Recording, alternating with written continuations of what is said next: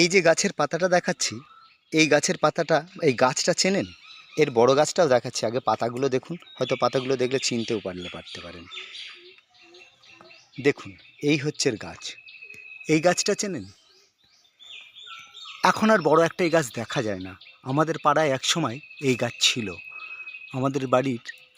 আমাদের মাস্টারমশাইয়ের বাড়ির সামনে এই গাছ একটা বিশাল বড় গাছ ছিল। গাছটা এখন কেটে দিয়েছে। এর হলুদ হলুদ মোটা মোটা ফুল হয়।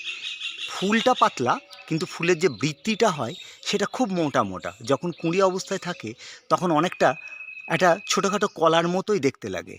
এই গাছটাকে বলে মুচকুন্দ বা মুসকুন্দা, বা এটা চাঁপারই একটা ভ্যারাইটি। একে কনক চাঁপাও বলা হয়।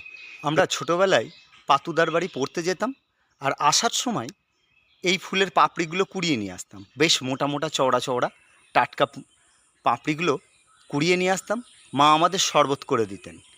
আর গরমকালে যখন খুব ঘামাচি হতো, বলে নাকি এইটা বেটে ঘামাচির গায়ে দিলেও খুব উপকারী। অবশ্য মা আমাদের বেটে দিতেন, একটু নালা নালা হয়, অনেকটা ইসবগুলোর ভুসি যেমন হয় ওই রকম বাঁটলে ওরকম নালা নালা হয়। মা চিনি দিয়ে বা গুড় দিয়ে এর শরবত বানিয়ে দিতেন। বলতেন যে এই শরবত খেলে গায়ে লু লাগবে না, আর এর শরবতে গা ঠান্ডা থাকে। আমরা ছোটোবেলায় এই গাছের ফুলের পাপড়ি শরবত অনেক খেয়েছি। এর ঔষধি গুণ প্রচুর। এর আমি গুগল সার্চ করে দেখছিলাম, এই আপনার মুচকুন্দ বা মুসকুন্দা গাছের ঔষধি গুণও প্রচুর, কিন্তু গাছটা এখন প্রায় বিরল হয়ে গিয়েছে। দাঁড়ান, গাছের পাতাগুলো আর একবার ভালো করে দেখাচ্ছি। এই দেখুন, এই গাছের পাতা, এই যে, এই হচ্ছে গাছের পাতা।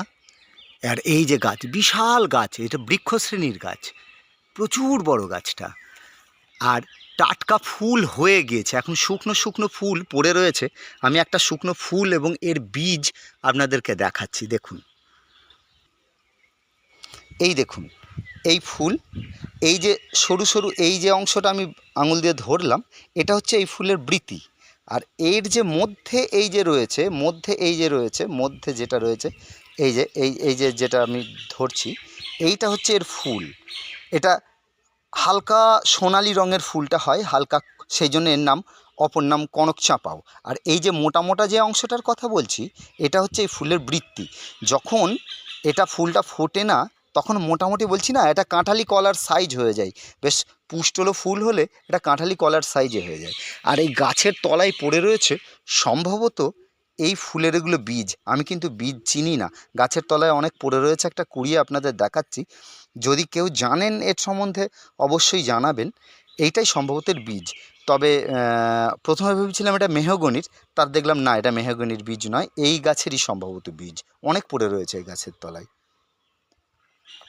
হ্যাঁ, এটা মুসকুন্দ গাছের ফুলেরই, এটা মুসকুন্দ গাছের ফুলেরই বীজ। গাছের উপরে লেগে থাকতে গেলাম অনেকক্ষণ খোঁজাখুঁজির পর একটা ডালে দেখতে পেলাম এরকম লেগে রয়েছে। এটা মুচকুন্দ ফুলেরই বীজ। এটা খুব কম হয়, যেটা বুঝলাম যে খুব কম হয়, গাছের উপরে দু চারটে লেগে রয়েছে।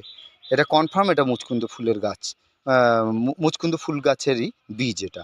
ফুলটাকে টাটকা দেখাতে পারলে খুব ভালো লাগতো, কিন্তু পারলাম না, এখন এটা অফ সিজন।